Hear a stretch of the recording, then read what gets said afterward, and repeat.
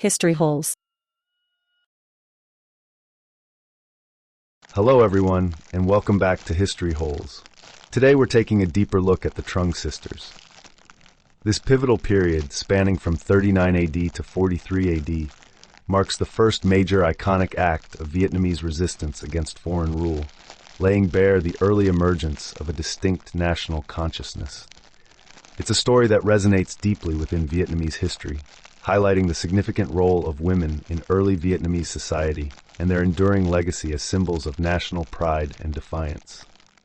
The backdrop to this heroic tale is the Han Dynasty's imposing presence in what is now northern Vietnam.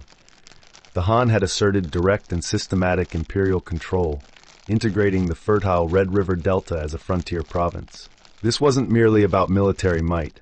It was a methodical imposition of bureaucratic systems, taxation, and cultural norms aimed at reshaping local society.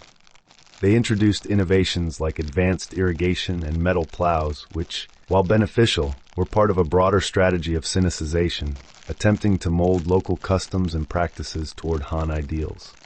This systematic imposition, however, was not without its points of friction. A key area of conflict arose from differing social and legal practices. Han society prioritized patriarchal inheritance, where land and wealth passed through the male line. In contrast, traditional Lac society, prevalent in the Red River Plain, held communal land usage and allowed women significant inheritance rights. This fundamental difference frequently led to tensions, particularly in mixed marriages between Han immigrants and local women, where conflicting inheritance interests became starkly apparent. Han administrators even expressed disapproval of practices like levirate, where childless widows could bear children with men from their deceased husbands' families to secure heirs, a concept utterly alien to Han norms. This subtle yet pervasive imposition of Han societal structures began to sow the seeds of future conflict. It's crucial to understand the unique position of women in ancient Vietnamese society that precedes and deeply influences this revolt. Unlike the heavily patriarchal societies of China and India at the time, early Vietnamese culture bore strong traces of matriarchy, or was at least matrifocal. Women held a significant degree of freedom and respect, particularly concerning property and inheritance. Land rights, for instance, were often split among the girls within a family, acknowledging that future generations sprang from their lineage. This is why, in many traditions, the bride's family bore the wedding costs. They were gaining a son, not losing a daughter. Children of these unions even took on the mother's family name, which was also the name of the land they came from. The most powerful ruling entity was often the mother of the clan, the wise woman, who guided both family and state, sometimes even appointing or impeaching kings. This egalitarian mindset, where capability often trumped gender in leadership roles, formed a stark contrast to the Chinese imposition of Confucian patriarchy. It was precisely these simmering tensions that ignited the flame of rebellion. According to Han historical records, a Lac lord named Tisak, husband of Trung Truc, found himself tied up with the law by the Han prefect of Jiaoqi, Toding. While some accounts suggest Tisak was executed for plotting against the Chinese, other interpretations propose that the law in question related to land ownership and inheritance, with Han officials suppressing traditional customs that favored women's inheritance against their own patriarchal norms. Trung Truc, along with her younger sister Trung Nhi, bravely stepped forward to lead the uprising. These sisters hailed from Mê Linh, a region steeped in ancient pre-Han traditions, which imbued them with a venerable sense of authority. The call to arms spread rapidly. Trung Truc, described as having a brave and fearless disposition, reportedly killed a tiger and used its skin as parchment to write her rallying cry. She famously rejected traditional mourning attire for her husband, demonstrating a larger commitment to her people's cause. The sisters, trained in martial arts from a young age, inspired both local lords and peasants to action. Their army, composed of men and women, reportedly swelled to between 30,000 and 80,000 strong, with some sources claiming as many as 36 female generals, including their elderly mother, Lady Man Thien. This powerful display of female leadership in both military and governmental roles further underscored the unique social dynamics of early Vietnam. where women held respected positions in society and commanded significant influence. The rebellion, launched in March 40 CE in the Red River Delta, quickly gained momentum. Within months, the Trung Sisters and their forces overran 65 Chinese citadels and settlements, forcing the Han governor, Toding, to flee.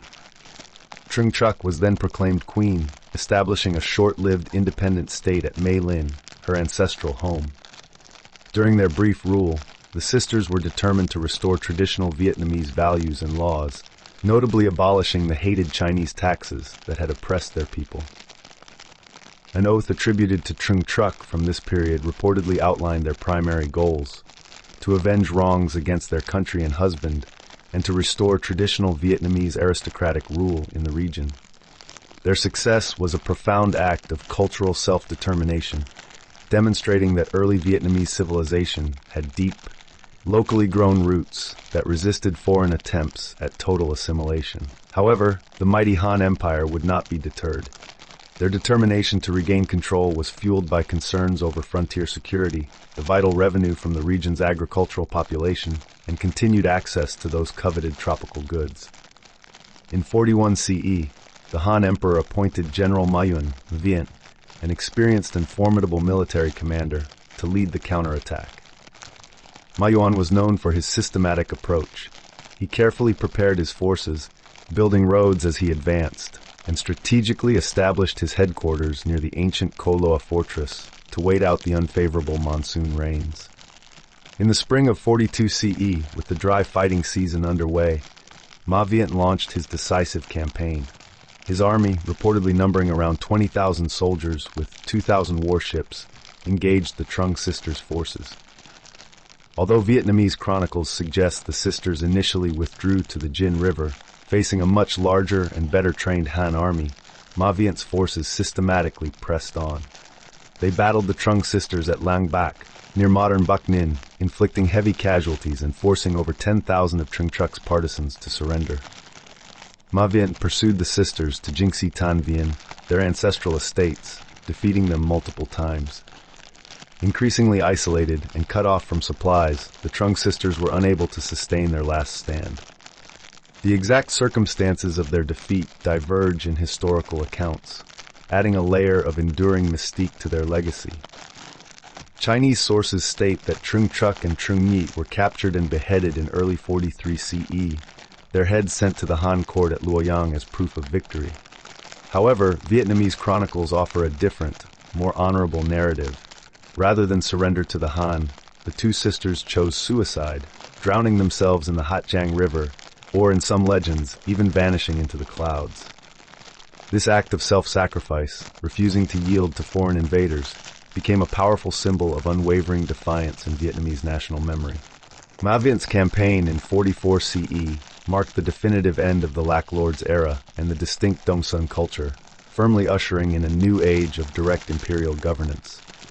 The local people were increasingly referred to as Viet, Yu in Chinese, a name that, while still designating non-Han Southerners, carried a historical connotation of being redeemable and predisposed toward the civilizing process.